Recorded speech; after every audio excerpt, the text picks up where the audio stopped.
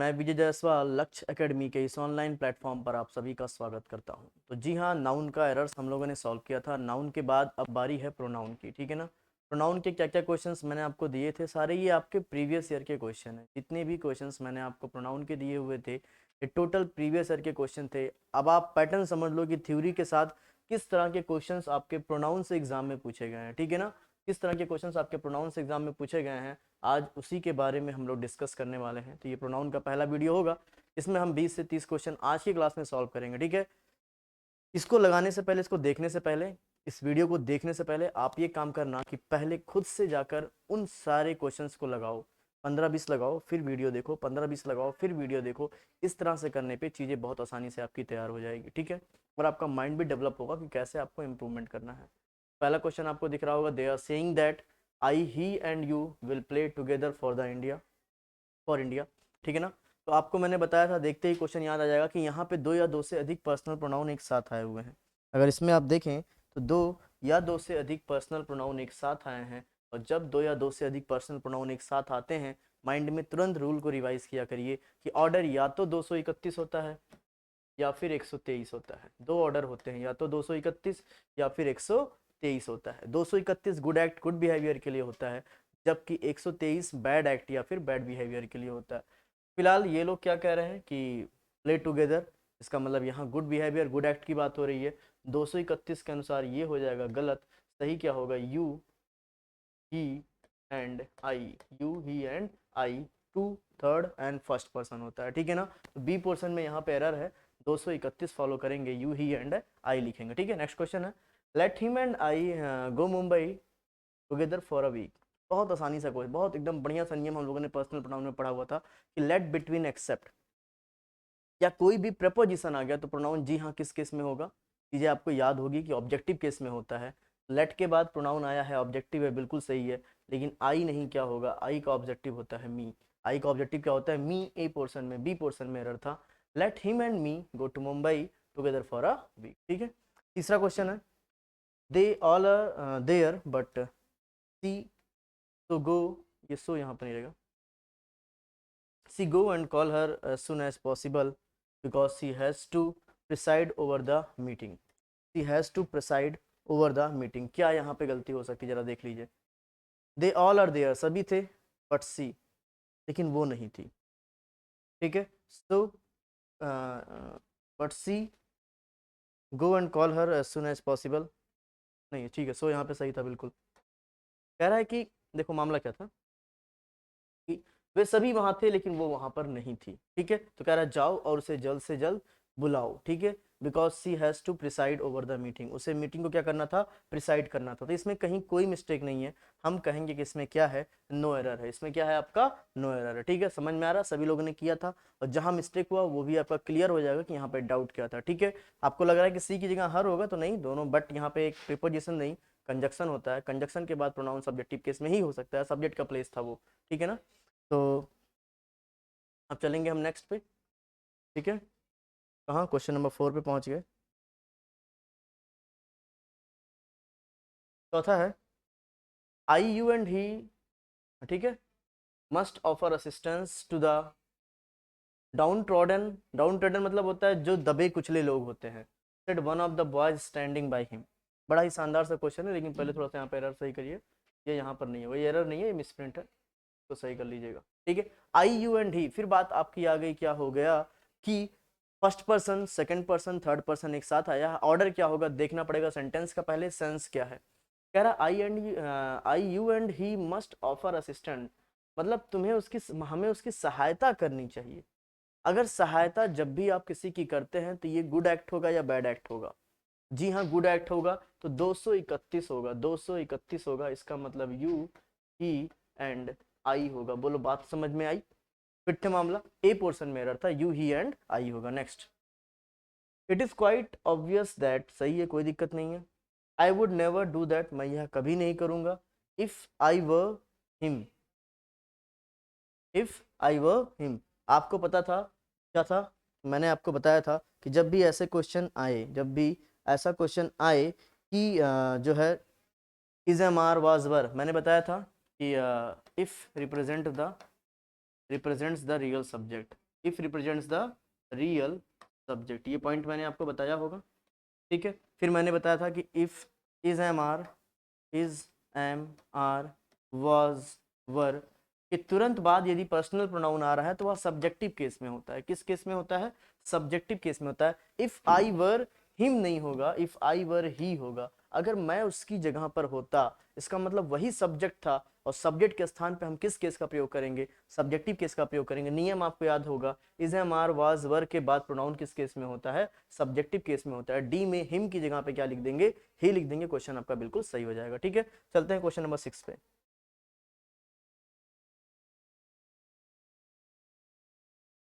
फिर देखो वैसा ही क्वेश्चन है, it was him who had set my house on fire. ये वही है जिसने मेरे घर को आग लगा दिया। घर को आग लगाने वाला कौन था?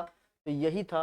हिम नहीं होगा, क्या होगा? Is am are was were के बाद प्रोनाउन सब्जेक्टिव केस में होगा, इट वॉज ही होगा। बोलो आसान है, ठीक है। यही सारे क्वेश्चन आपके एग्जाम में यहाँ से पूछे गए हैं। One must not boast of his own success because it, देखो यहाँ पे होता क्या है, वन के बारे में थोड़ा सा आप जान जाइए अगर नहीं पता हो। वन आपका सब्जेक्टिव होता है, और वन के जब अधिकार की बात होगी बोले तो पॉजेसिव, तो वो होता है वन एपोस्ट्रोफी यस, ठीक है। और जब वन को ऑब्जेक्ट के रूप में यूज करेंगे, किसके रूप में यूज करेंगे? ऑब्जेक्ट के रूप में यूज करेंगे, तो वो वन ही होता है, ठीक है। तो वन का पॉजेसिव वंस होता है, ठीक है। ऑब्जेक्टिव क्या होता है? वन होता है। अगर इस सेंटेंस को देखें, one must not boast of his own success, किसी को अपने सक्सेस पे भौकाल नहीं मारना चाहिए। ये हिज किसके लिए आया था? वन के लिए आया था। अब बताइए वन का पॉजेसिव क्या होता है? जी हाँ, वंस होता है, ना कि हिज होता है। अगर यहाँ सब्जेक्ट पे लिखा होता ही तो हिज सही था, लेकिन अगर वन है तो वन के अनुसार ये क्या हो जाएगा? वंस हो जाएगा। वन एपोस्ट्रोफी यस हो जाएगा। बोलो बात समझ में आई? फिट मामला। तो किस पोर्शन में एरर था? जी हाँ, बी पोर्शन में यहाँ पर आपका एरर था, ठीक है। चलते हैं क्वेश्चन नंबर 8 पे। फिर वन से ही क्वेश्चन पूछा हुआ है, one should make his best effort. ये हिज बेस्ट एफर्ट किसका है? वन का है। और वन का पॉजेसिव हिज नहीं होता है, क्या होता है? कई बार एसएससी ने इस पॉइंट से क्वेश्चन पूछा हुआ है, ठीक है। तो यहाँ बी पोर्शन में एरर होगा, हिज की जगह पे वंस होगा, ठीक है ना। Next, them were very disciplined and quite when the new teacher entered the classroom. जब नया टीचर क्लास में आया तो वे बड़े ही डिसिप्लिन्ड और क्वाइट शांत थे। कौन? ये। अब ये किसका प्लेस है? सब्जेक्ट का प्लेस है। सब्जेक्ट के प्लेस पर देम नहीं होता सर, देम ऑब्जेक्टिव प्रोनाउन है। यहाँ पर क्या होना चाहिए था? दे होना चाहिए था। ए पोर्शन में यहाँ पे एरर था, ठीक है। समझ में आ रहा है? किया था आप लोगों ने? अगर नहीं किया तो पहले क्वेश्चन सॉल्व करिए फिर वीडियो देखिएगा, अन्यथा वीडियो देखने का कोई मतलब नहीं। आप केवल पिक्चर देखोगे और आपको आएगा कुछ नहीं। जब खुद किए रहते हो ना तो वहां से ये होता है कि आपने गलती कहाँ की, आप चीजों को देख सकते हो। It is you and I who are to blame for this accident, ठीक है। कह रहा है ये हम ही दो हैं जिसको सारे एक्सीडेंट के लिए ब्लेम करना चाहिए। ब्लेम किसको करोगे? इन्हीं को करोगे, ठीक है। ब्लेम करने का प्रभाव किस पे पड़ रहा है? इन पे पड़ रहा है। तो जब भी किसी को ब्लेम करते हैं, एक्यूज करते हैं, ऐसे केस में हम जिनको ब्लेम या एक्यूज करते हैं वह प्रोनाउन ऑब्जेक्टिव केस में चला जाता है। किस केस में चला जाता है? ऑब्जेक्टिव केस में। तो आई की जगह यहाँ क्या लिखना पड़ेगा? मी लिखना पड़ेगा। यू का ऑब्जेक्टिव तो यू है ही, ठीक है ना। तो यहाँ पर क्या होगा? It is you and me who are to be blame for this accident, ठीक है।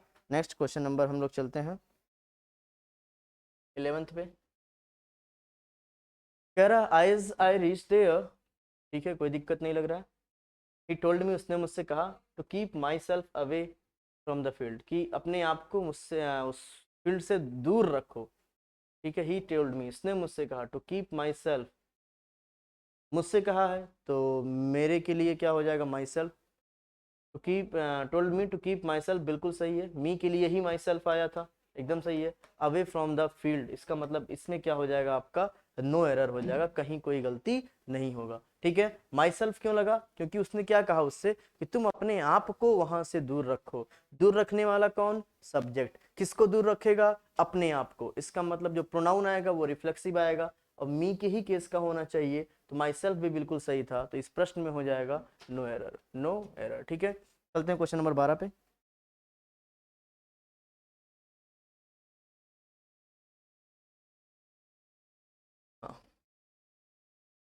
It is very easy to do, या बहुत आसान है ऐसा करना। तो आई बिलीव दैट, मुझे आशा है, any of the two man, आप जरा देखो, जैसे आपने दो आदमी देखे, दो के लिए हम लोग ने ईदर नीदर पढ़ा हुआ था, दो से अधिक के लिए ईच एवरी ऑल ये सब हमने पढ़ा था। अब बताओ दो के लिए क्या एनी लगाना सही होगा? जी नहीं, दो के लिए क्या होगा सर? आपने बताया था पॉजिटिव है तो ईदर और नेगेटिव है तो नीदर, ठीक है। It is very easy to do, so I believe that either of the two man, दोनों में से कोई एक, या तो, है ना, डिस्ट्रीब्यूटिव प्रोनाउन ईदर और नीदर के बारे में पढ़ा था। जी हाँ, एनी की जगह पे आइदर होगा, बी पोर्शन में एरर होगा, ठीक है। चलते हैं क्वेश्चन नंबर 13 पे। None of the two boys, फिर दो बॉयज आ गए, दो बॉयज के लिए नन लिखा जा सकता है क्या? जी नहीं, तो नन के लिए क्या लिखेंगे हम लोग? नीदर लिखेंगे। क्या लिखेंगे? नेगेटिव के लिए दो के लिए नीदर हो गया, ठीक है। Question number 14, neither of the three sisters, कितनी सिस्टर्स हैं? तीन बहनें हैं, क्या तीन के लिए नीदर आ सकता है? नहीं, जब संख्या तीन से अधिक हो जाए तो क्या लगा दिया करो? नन लगा देंगे। नेगेटिव में नन, पॉजिटिव में ईच और ऑल। ईच और ऑल, ईच होता है सिंगुलर, ऑल होता है प्लूरल, क्रिया के अनुसार लगता है। सारी चीजें मैंने आपको बताई हुई थी, ठीक है। ए पोर्शन में एरर, अगर नीदर की जगह पे नन का प्रयोग करेंगे, क्यों करेंगे? क्योंकि वहां तीन बहनों की बात हो रही है, ठीक है। अगला भी बहुत आसानी से आपने कर लिया होगा, देखो कर रहे होगे, अब चीजें धीरे धीरे आ रही होगी, कॉन्फिडेंस आपका डेवलप करेगा, इसलिए क्वेश्चंस करने बहुत जरूरी है। 5 टीम्स है, 5 टीम्स के सर इधर नहीं हो सकता सर, ईच या ऑल होगा।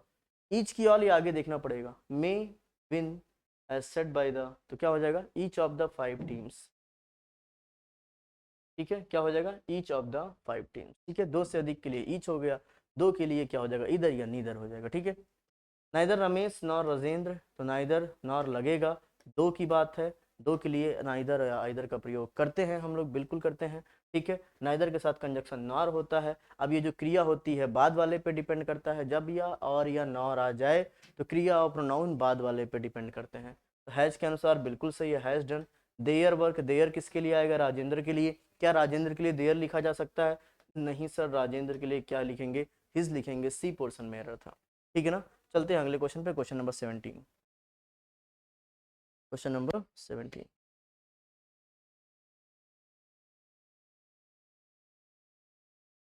ठीक है। क्वेश्चन नंबर 17 क्या कहता है, आइए इस बात को भी हम लोग समझते हैं, ठीक है। दिख रहा है सभी को? Question number 17, we have many rooms in our house but several of which, एक एक करके देखते हैं। वी हैव मेनी रूम्स, बिल्कुल सही है, यहाँ तक कोई दिक्कत नहीं है। इन आवर हाउस, हमारे घर में, सही है। But several of which have not been in use for years, but several of which have not been use for years, क्या गलती किया आप लोगों ने, जरा इसमें देखेंगे। क्वेश्चन नंबर 16 में आप लोगों ने क्या किया है, इसको जल्दी से आप लोग देखें, क्या होगा इसमें। ये विच का प्रयोग किसके लिए किया गया, बता सकते हैं क्या? किसके लिए किया गया? We have many rooms in our house, हमारे घर में बहुत सारे रूम्स हैं, बट सेवरल ऑफ विच, आप बस ये देखो कि विच का प्रयोग किसके लिए किया गया है। जी हाँ, उनमें से मैक्सिमम, किन में से मैक्सिमम? उन्हीं रूम्स में से। अब आपको मैंने बताया था नॉन लिविंग, नॉन लिविंग के बारे में मैंने आपको बताया था। जैसे हमारे पास बुक है, बुक के लिए अगर हम प्रोनाउन लिखना चाहे तो क्या लिख सकते हैं? इट। बुक के लिए प्रोनाउन लिखना तो हम लोग क्या लिख सकते हैं? इट लिख सकते हैं। लेकिन अगर बुक्स लिखा हो, ठीक है, तो बुक्स के लिए जो प्रोनाउन होता है वो होता है दे। लिविंग हो चाहे नॉन लिविंग हो, अगर वो प्लूरल होता है तो हम दे वाले केस का प्रयोग करते हैं। सिंगुलर है तो नॉन लिविंग के लिए इट लगता है, याद रखिएगा। तो हम रूम्स के लिए लगाएंगे, रूम सिंगुलर है कि प्लूरल है? तो रूम प्लूरल है, तो याद रखिए रूम के लिए विच नहीं लगाना पड़ेगा, यहाँ पे क्या लगाना पड़ेगा? Several of them have not been use for years, ठीक है ना। रूम्स के लिए जो प्रोनाउन यूज होगा वो हो दे के केस का होगा। अगर यही रूम होता तो सेवरल ऑफ इट हो जाता, प्लूरल है, रूम्स है, तो हम लोग दे के केस का। ऑफ प्रीपोजिशन है, और प्रीपोजिशन के बाद प्रोनाउन ऑब्जेक्टिव केस में होता है। दे का ऑब्जेक्टिव क्या होता है? देम होता है, ठीक है। तो यही यहाँ पे एरर था, बड़ा शानदार क्वेश्चन आपका पूछा हुआ था, ठीक है। नेक्स्ट, एक एक करके देखते हैं। आवर सोल्जर्स, बिल्कुल सही है। वर बेटर ट्रेंड, बिल्कुल सही है।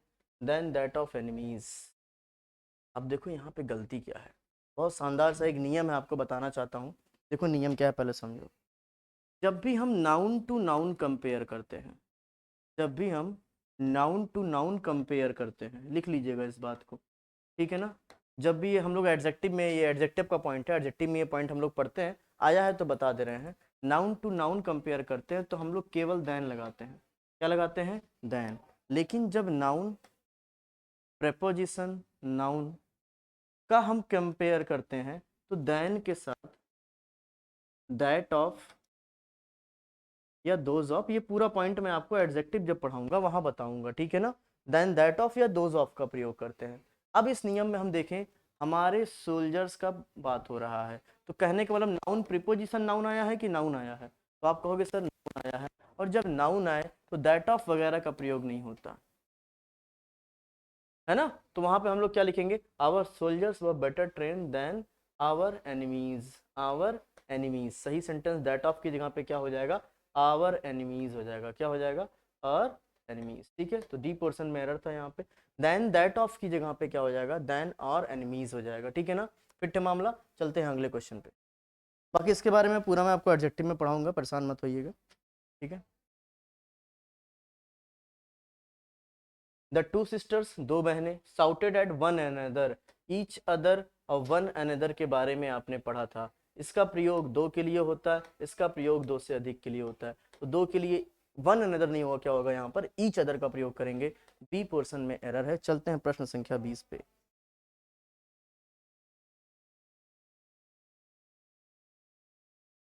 एक एक करके देखेंगे, ठीक है। The consumer forum directed the power corporation, सही है। तो कंपनसेट, मुआवजा करने के लिए। अ कंप्लेंट, जो इसने भी कंप्लेंट किया होगा। For the inconvenience and mental agony, उसने जितनी भी इनकन्वीनियंस और मेंटल एगोनी मतलब मेंटल कष्ट उनको मिला है। Who we had to suffer, who he had to suffer. अब ये हु किसके लिए आया है, हु किसके लिए आया, ये देखो देखो ऐसे एरर पकड़ जाते हैं, एक एक लाइन एक एक पार्ट पढ़ते हुए चलिए, देखिए कहाँ पे आपको डाउट लगा उसको चेक करिए, हु पे डाउट है चेक करिए, हु किसके लिए आया है। हु क्या आया है, उसने जितनी भी मेंटल एगोनी और इनकन्वीनियंस को सफर किया है उसके लिए, विच ही हैड सफर। हु नहीं होगा यहाँ पे, क्या होगा, विच होगा। मैंने आपको रिलेटिव प्रोनाउन में बताया था, हु पर्सन्स के लिए लगते हैं, पर्सन्स को छोड़कर अन्य सभी चीजों के लिए विच लगता है, रिलेटिव प्रोनाउन होगा यहाँ पे। For the inconvenience and the mental agony which he had, जो उसने सफर किया था, है ना। रिलेटिव प्रोनाउन इनकन्वीनियंस और मेंटल के लिए हु का नहीं विच का प्रयोग करेंगे। Which he had suffer because of the power officials irresponsible attitude, ठीक है। तो जी हाँ, यहाँ पे हु की जगह पे क्या होगा, विच का प्रयोग करेंगे, ठीक है। नेक्स्ट क्वेश्चन, शानदार क्वेश्चन था। तो बड़े भी क्वेश्चंस देखिए, डरा मत करिए, एक एक लाइन आगे बढ़ा करिए। जैसे द यूनिवर्सिटी हैज ऑर्डर्ड, बिल्कुल सही है। एन इंक्वायरी का, उसने इंक्वायरी बचाया, जांच करने के लिए कहा, किस पे जांच करने के लिए कहा, लीक एंड फॉर्म्ड, जितनी भी चीजें लीक हुई है, पेपर लीक हुई है, and formed an inquiry committee, एक कमेटी उसने बनाई। Who who will have to submit, जो कि सबमिट करेगा, ठीक है, कमेटी सबमिट करेगा, ठीक है। Who will have to submit its primary report within 48 hours. Committee singular noun है कि प्लूरल नाउन है, जल्दी से बता दीजिए। कमेटी के लिए आया तो कमेटी एक यहाँ पे लिविंग बीइंग ही होगा, तो उसके लिए हु एकदम सही लग रहा है। Will have to submit its नहीं होगा, यहाँ पे क्या होगा, प्लूरल के लिए हम लोग देयर लगाते हैं। क्या लगाते हैं, देयर लगाते हैं, there primary reports with in 48 hours, ठीक है। कमेटी एक आपका प्लूरल नाउन है, और नाउन के लिए रिपोर्टिव रिलेटिव प्रोनाउन आया है, और उसी प्रोनाउन के लिए आपकी क्रिया भी ये वाला भी प्रोनाउन आएगा। इट्स रिप्रेजेंट कर रहा है कमेटी को, कमेटी प्लूरल है इसलिए देयर लगाएंगे, ना कि हम इट्स लगाएंगे। आ रही बात समझ में, चलो नेक्स्ट। हाँ, ये बड़ा ही इंपॉर्टेंट क्वेश्चन, इसी पे डायरेक्ट 3 क्वेश्चन मैंने यहाँ पे रखा। Being a rainy day, we को हटा दे, यहाँ पे सही कर लीजिएगा जरा, यहाँ पे वी नहीं रहेगा, ये एरर नहीं है, ये यहाँ पे मिस टाइपिंग का एरर है, उसको हटा ही दे वहां से, सही कर लीजिएगा। Being a rainy day, I could not go to the office, कह रहा वर्षा का दिन होने के कारण मैं घर नहीं जा सका। मैं आपको आगे पढ़ाऊंगा पार्टिसिपल्स, ठीक है ना। पार्टिसिपल्स के बारे में जब मैं आपको बताऊंगा, अगर इसका सब्जेक्ट और इसका सब्जेक्ट सेम नहीं होता है तो दोनों पे सब्जेक्ट लिखे जाते हैं, और अगर सब्जेक्ट सेम होता है तो पहले वाले पे सब्जेक्ट को लिखा नहीं जाता। अब जरा देखो, घर कौन नहीं जा सका, मैं, इसका सब्जेक्ट था आई, इसको डिटेल फॉर्म में मैं पढ़ाऊंगा, परेशान ना होइएगा, अभी बस इतना नहीं, सब्जेक्ट चेक कर लो।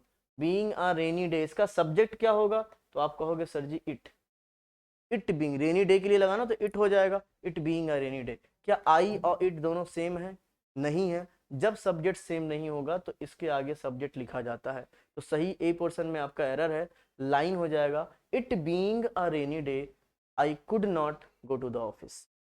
ठीक है, अगले में देखते हो एक और, बीइंग ऑनेस्ट एवरीबडी ट्रस्टेड मी।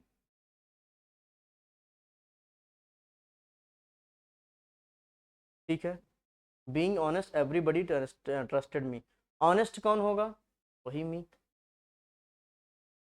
ट्रस्ट किस पे किया जा रहा है, मी पे किया जा रहा है। ठीक है, तो यहाँ पर हम लोग किसी भी सब्जेक्ट का प्रयोग नहीं करेंगे, और यहाँ पर जो हमारा एरर हो जाएगा वो क्या हो जाएगा, बीइंग ऑनेस्ट में जो एरर होना चाहिए, इट लगाया जाए कि ना लगाया जाए। भाई अगर देखें तो इसका सब्जेक्ट है एवरीबडी, एवरीबडी है। ठीक है, यहाँ पे सब्जेक्ट आई है। अभी इसको थोड़ा डाउट में रखिएगा, बताएंगे इस क्वेश्चन को। 23 भी डाउट में रखिए थोड़ा सा। ठीक है, चलते हैं 24 पे। 24 पे आ जाए सभी लोग, अगली लेक्चर में मैं 23 को क्लियर कर दूंगा। ठीक है,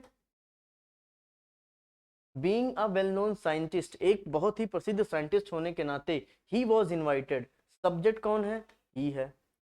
साइंटिस्ट कौन था, ही था, तो he being a well known scientist he was invited, यहाँ भी सब्जेक्ट ही है, यहाँ भी सब्जेक्ट ही है। अगर दोनों के सब्जेक्ट सेम होते हैं तो पहले पे सब्जेक्ट नहीं लिखा जाता, इसका मतलब being a well known scientist लिखना बिल्कुल सही था।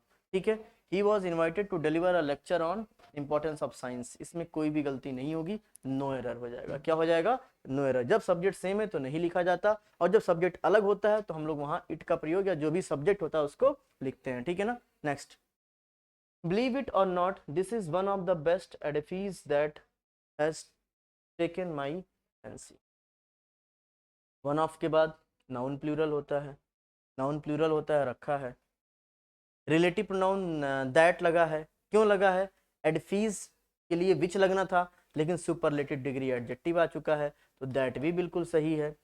हैज किसके लिए आया है, एडिफिस के लिए आया है। वर्ब किस पे डिपेंड करता है, रिलेटिव प्रोनाउन के एंटीसीडेंट पे डिपेंड करता है। सिंगुलर है कि प्लूरल है, प्लूरल है तो हैज होगा कि हैव होगा, तो यहाँ पर हैव होगा। क्या होगा, हैव होगा। बोलो बात समझ में आई, पिट्ठा मामला, हैज की जगह पर क्या होगा, हैव होगा। ठीक है, तो आज के ये 25 क्वेश्चन रहे यहाँ पर। अगली क्लास में हम लोग फिर बचे हुए 25 क्वेश्चन देखेंगे। आज के लिए इसमें इतना ही, मुस्कुराते रहिए, पहले क्वेश्चंस को सॉल्व करिए, फिर वीडियो सॉल्यूशन को देखते रहिएगा। ठीक है, तो आज इसमें इतना ही, बहुत बढ़िया, आप लोग ऐसे ही पढ़ते रहें, मुस्कुराते रहें, हिम्मत मत हारिए, सफलता आपको मिलने वाली है। ठीक है ना, have a good day, take care.